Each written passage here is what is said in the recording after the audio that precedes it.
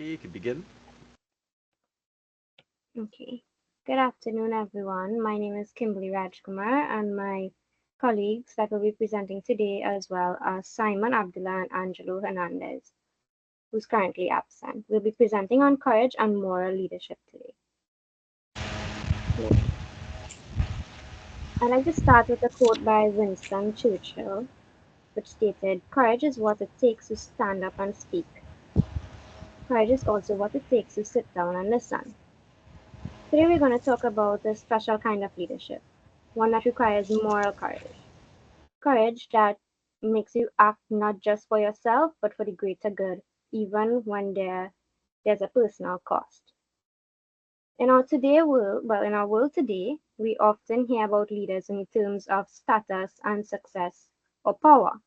But real leadership, in my opinion, is could be a bit hard, or it could be something deeper.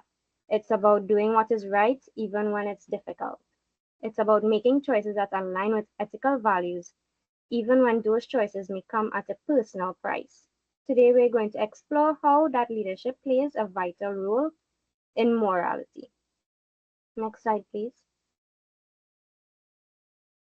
First off, what is moral leadership? Moral leadership is about making decisions and taking actions that align with ethical values, regardless of the consequences.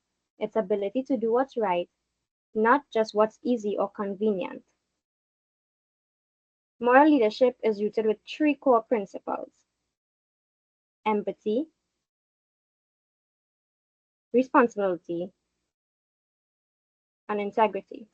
First, I'll explain what integrity is. Integrity means that a leader's actions match their words. It's doing the right thing, even when no one is watching. Responsibility means taking ownership of both good and bad consequences of your decisions. And a moral leader don't pass the blame on to others. And lastly, empathy.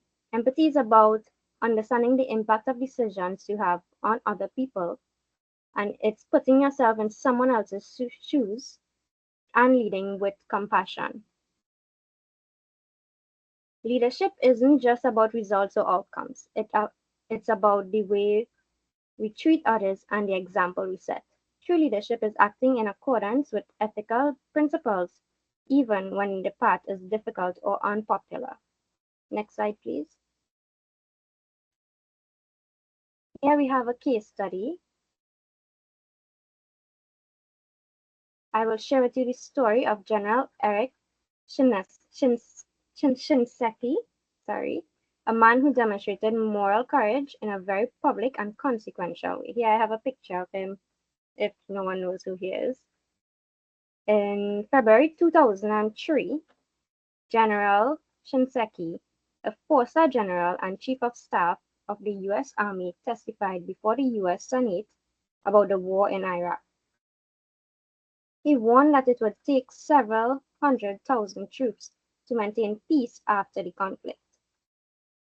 This statement was in direct opposition to the message being pushed by his civilian bosses, particularly the Secretary of Defense, Donald Rumsfeld, who insisted that fewer troops would be needed.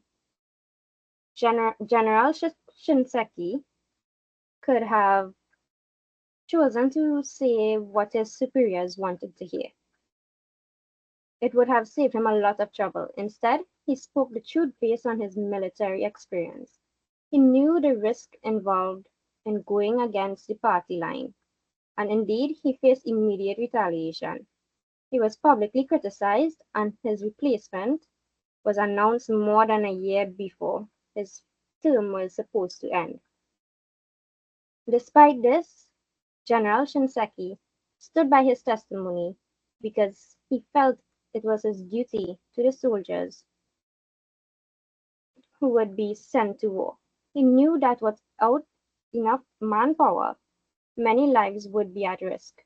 His courage came from a deep sense of responsibility to the men and women in uniform and to the truth.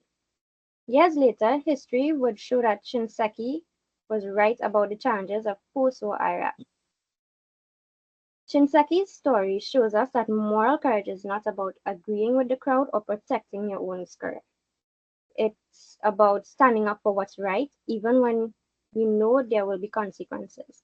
His leadership was rooted in service and not personal gain. Next slide, please.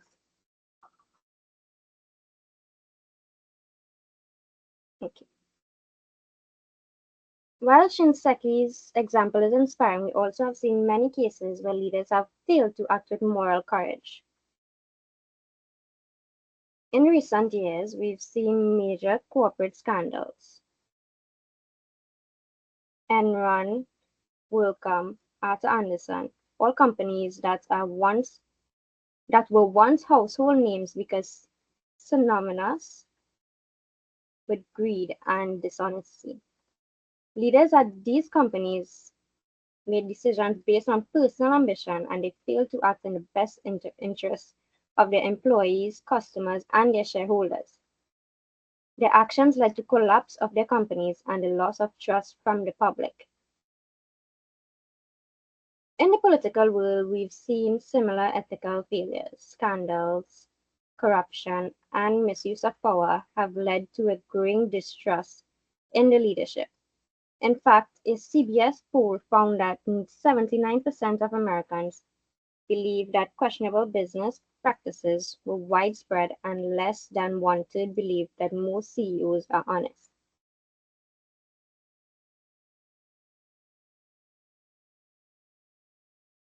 So why do leaders make unethical decisions?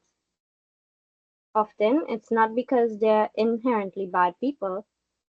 Many times it's due to the pressure to meet financial goals, to look successful, or to fit into a culture and prioritize profits over their people.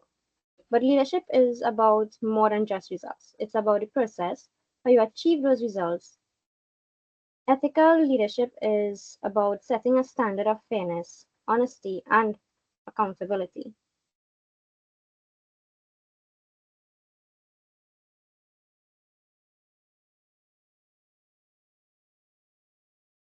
So what differentiates, ethical leaders from unethical ones? Next slide, please.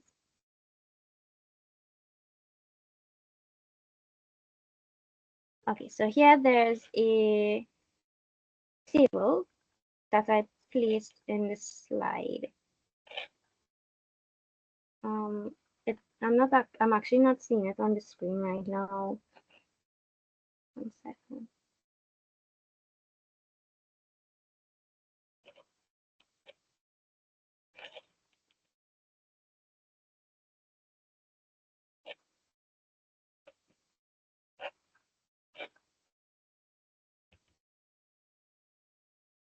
Okay. Okay, I'm seeing it now. Are you guys hearing me? I think there's two of you in the call. Oh.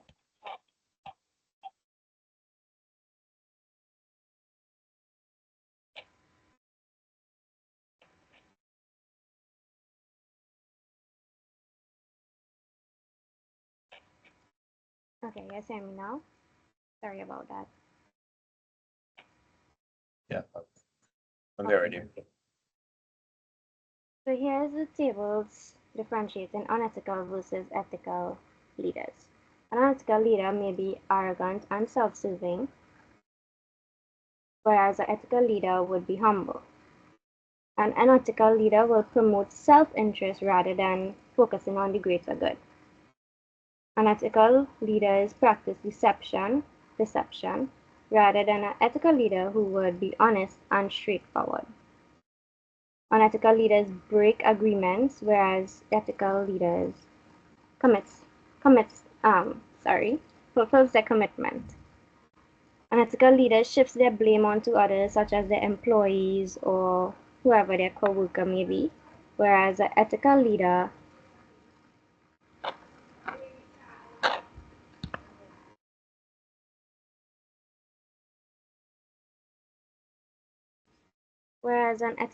will take the responsibility for their actions. Unethical leaders may diminish others' dignity, whereas an ethical leader shows respect to others. Unethical leaders fail to develop followers, whereas ethical leaders encourage and develop their peers. And lastly, an unethical leader may lack courage to confront injustice, whereas an ethical leader stands up for what they think is right. Next slide, please.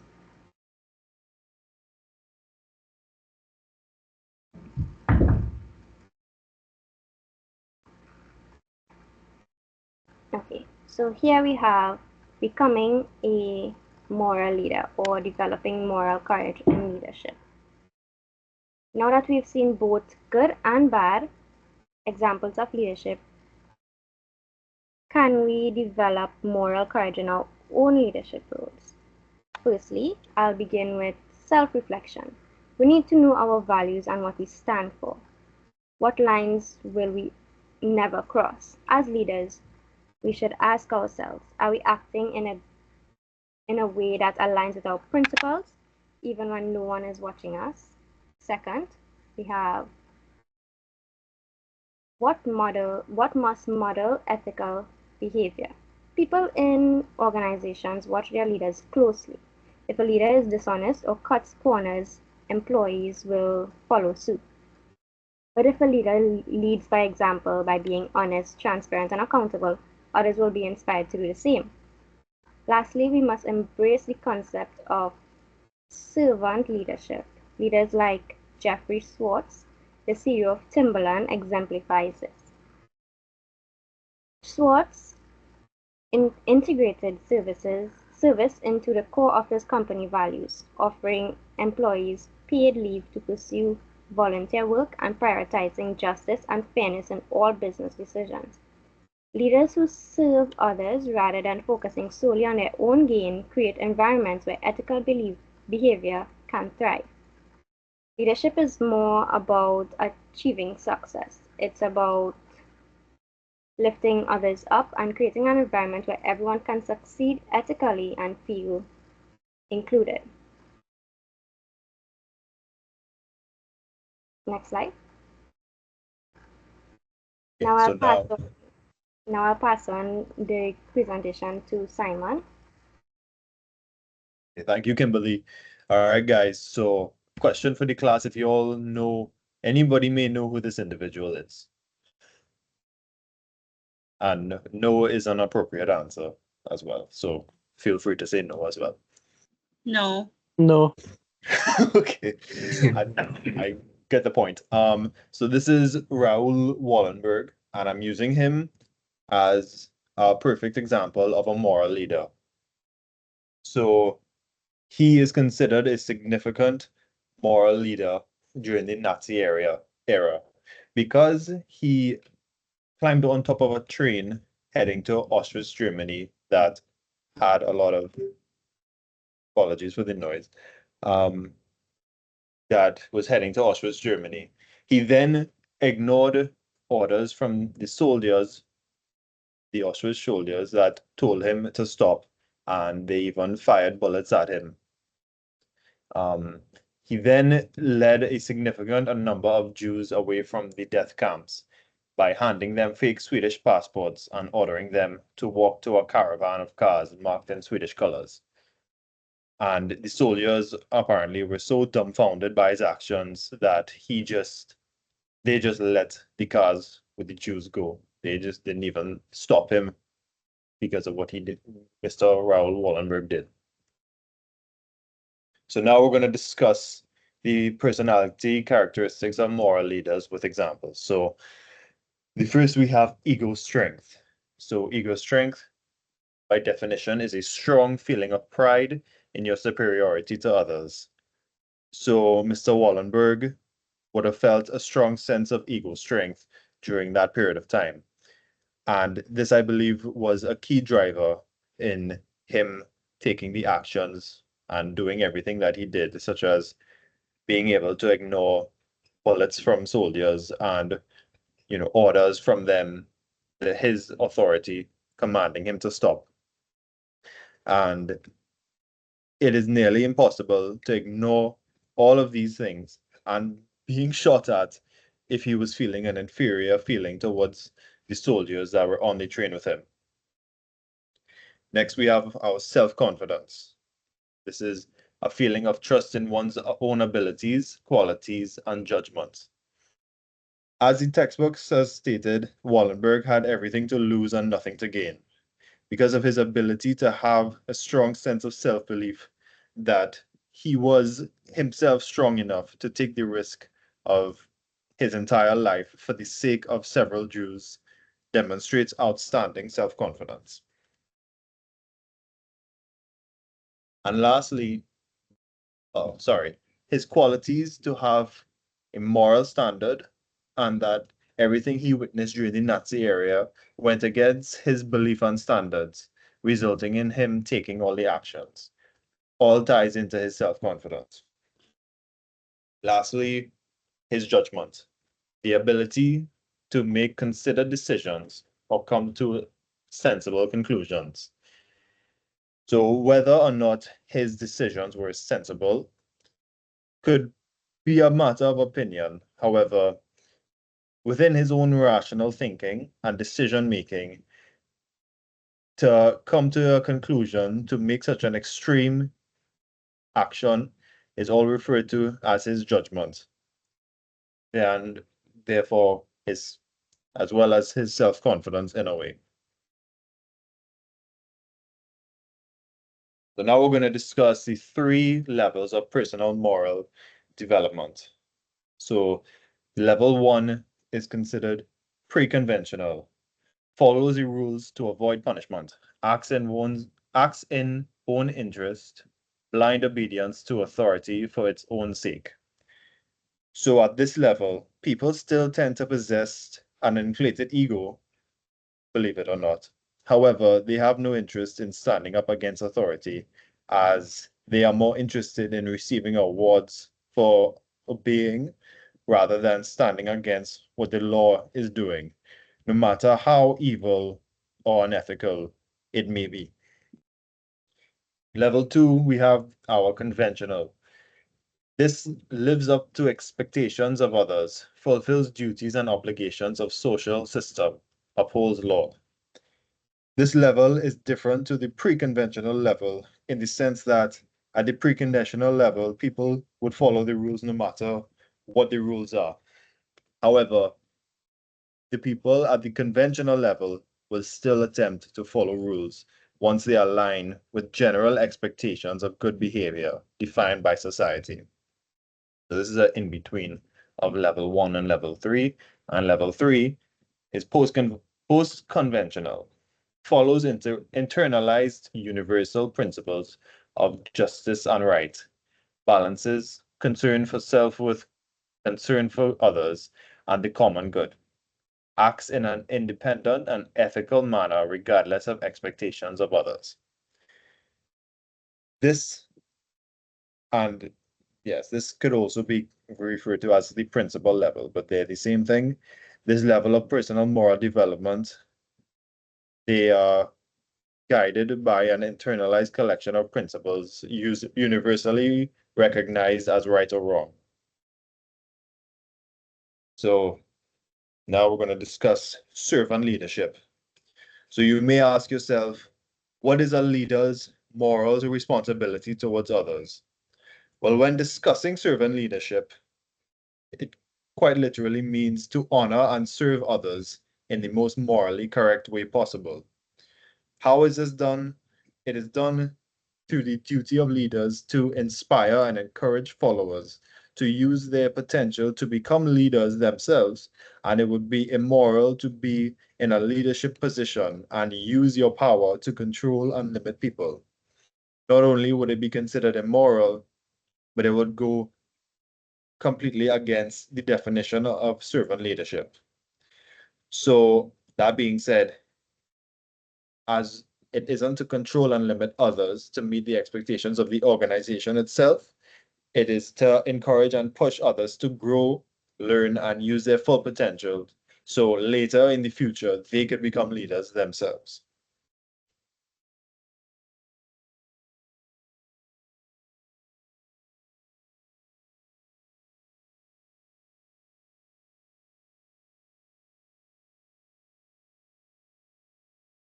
Servant leadership is where leaders give up control and make the choice to serve employees. The focus of leadership shifts from leaders to followers.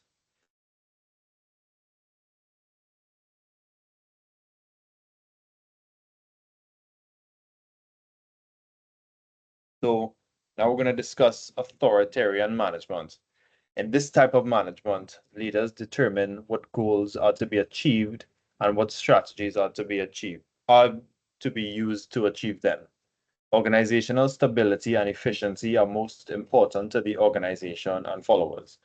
Machinery and raw materials are all managed at once. Subordinates do not get the chance to voice their opinions as to how their job should be done. It is set for them and they have no choice but to follow it. Participative management. Since the 1980s, numerous organizations have attempted to actively involve employees. Leaders have increased employee participation through programs such as suggestion programs, participation groups, and quality circles. And now, stewardship. Stewardship is a pivotal shift in leadership thinking. Followers are highly encouraged to make decisions and they have control over how they do their own jobs. Leaders give followers the power to influence objectives, systems, and structures and become leaders themselves. Stewardship is a complete alternative to leadership because the spotlight is on the workers who are actually performing the tasks, making the product, providing the service, or working directly with the customer. The following four principles provide the framework for stewardship. Number one, reorient towards a partnership assumption. Partnership can happen only when power and control shift away from former leaders to core workers. Partners have the right to say no to one another. They are honest and straightforward with one another and do not hide any information from each other. Localize decisions and power to those closest to the work and the customer. Decision-making power and the authority to act should reside right at the point where the tasks are completed.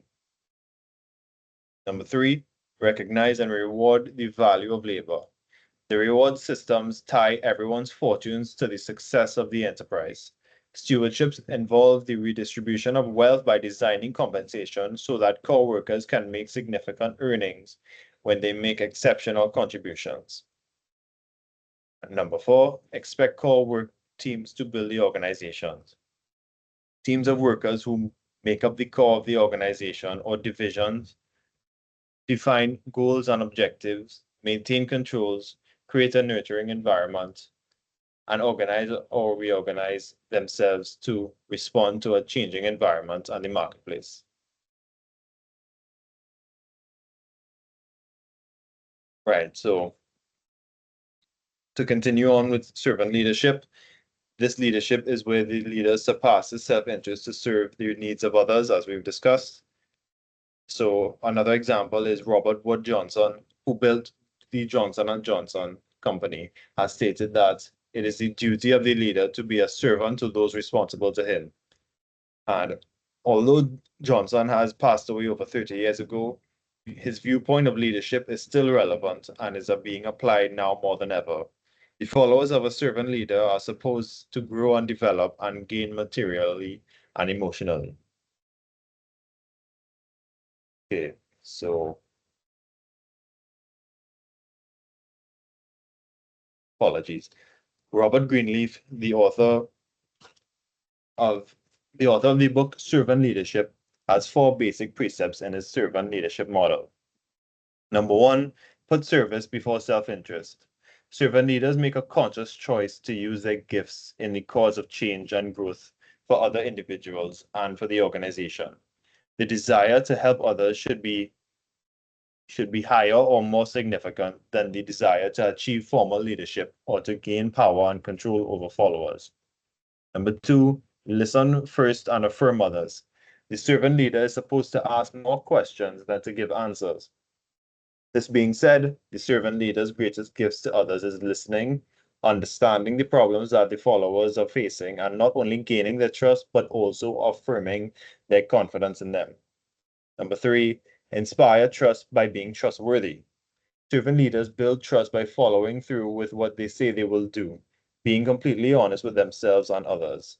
They give up control when necessary and focuses on the well-being of others. Furthermore, they share information, good and bad, and they make decisions to further the good of the group rather than their own interests. Second, huh?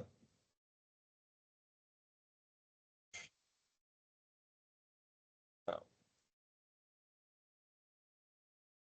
sorry, give me 1 second. Right. Nourish others. Number 4, nourish others and help them become whole.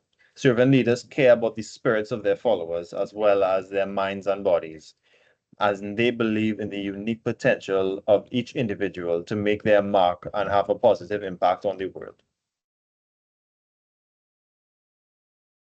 So servant leadership can mean something as simple as encouraging others in their personal development and helping them understand the larger purpose in their work.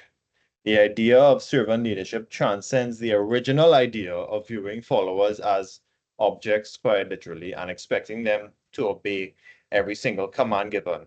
And these leaders are supposed to genuinely value and respect others as human beings. Servant leaders hold a moral component because of this.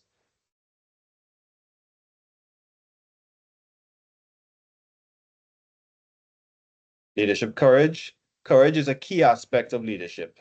The words backbone, guts, and fortitude is used often when talking about leadership. In fact, some may even argue that leadership can't exist without courage. However, courage is needed to stand up for what is right, and despite what others may think. And nowadays, it becomes harder to have courage as there's a desire to get along, fit in, and do whatever it takes to earn promotions, money, pay raises, etc. You may ask, what does courage mean? Well, people are aware that courage is a component that can carry you through deprivation, ridicule, and rejection, and enable you to achieve something about which matters deeply to you. Courage is both a moral and practical matter for leaders. Without courage, greed and selfishness overcomes the concern for the common good. The defining characteristic of courage. The defining characteristic of courage is the ability to step up, do what is right through any fear one may have. Courage doesn't mean the absence of doubt or fear, but it is the ability to act despite having them. John McCain, the US Senator, explains it by saying, "Fear is the opportunity for courage, not proof or cowardice." Now I'll pass you back over to Kimberly.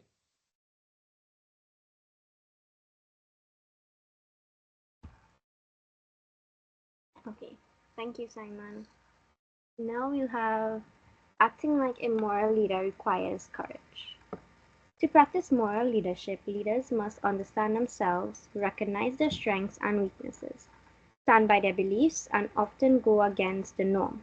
Self-reflection can be challenging, and admitting one's limitations while acknowledging the superior abilities of others require personal strength. Building relationships is essential in moral leadership, involving sharing, listening, and being vulnerable. Emotional strength comes from overcoming fears and embracing emotions as a source of power. True leadership is shown through connecting with others, supporting them in times of both difficulty and joy. An example is William Peace handling layoffs at Westinghouse with honesty and courage. Despite facing personal hardships, practicing moral leadership ultimately earns trust, commitment, and improved performance from these around them. Next slide. Opposing unethical conduct requires courage. Whistleblowing is employee disclosure of illegal, immoral, or unethical practices in the organization. Colleen Rowley, a Minneapolis FBI staff attorney, bravely spoke out about agency failures that may have contributed to the 9/11 attacks.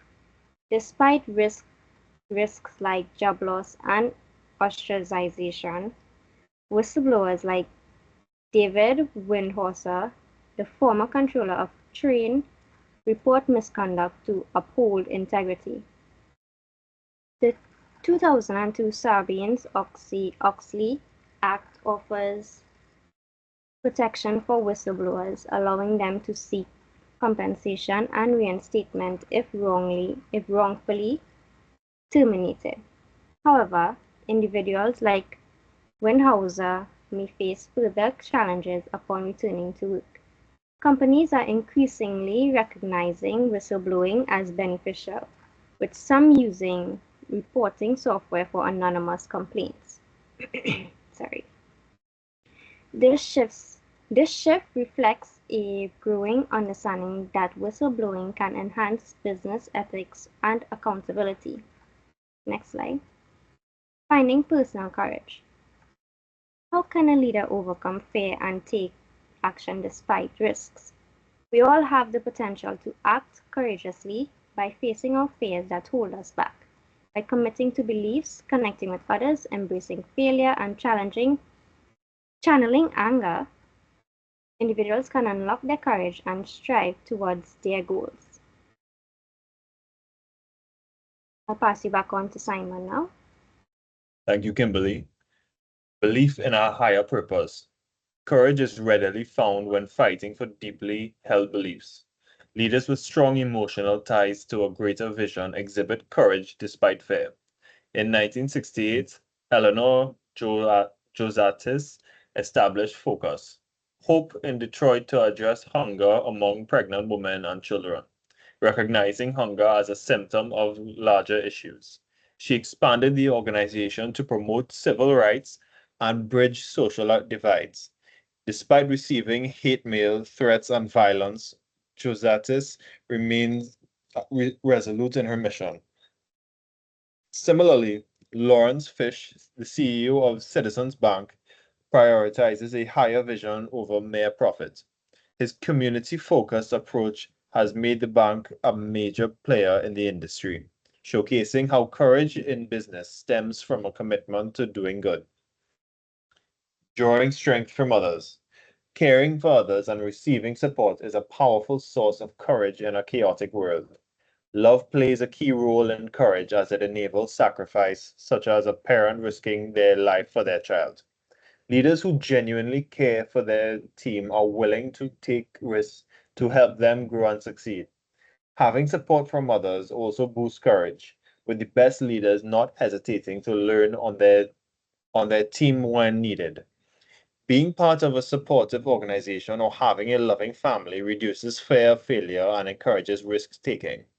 Daniel Lynch, former CEO of I'm Clone, exemplified this by leading a turnaround amidst adversity, emphasizing teamwork and support to overcome challenges. Welcome failure. Walt Disney, who faced bankruptcy before succeeding, once emphasized the importance of experiencing failure in early in life. Back then, many sought success without challenges, yet failure can cultivate courage and creativity. It provides valuable lessons, shifting perspectives on setbacks as opportunities for growth, embracing failure as a stepping stone to success. Leaders recognize its role in strengthening individuals and organizations. For example, Sharon McCulloch's hiring at a software startup, despite a failed business, showcases the value of learning from setbacks. Overcoming fear, whether in flying or taking risks at work, requires practice to build psychological strength and courage through resilience and perseverance. Harness frustration and anger. If you have experienced intense anger, you may be familiar with how it can override fears such as embarrassment. Anger can be a powerful force in organizations. For example, Glenn McIntyre, who channeled his anger after a motorcycle accident into starting a successful business. Similarly, Nuhu Rebadu in Nigeria harnesses his frustration with corruption to bravely combat oil smugglers and dishonest politicians. Anger can also empower individuals and organizations to address difficult situations, whether it be taking action against injustice or using self-directed anger as motivation for positive change. When managed well, anger can provide the energy needed to move forward effectively. That's the end of our presentation. Thank you for your time.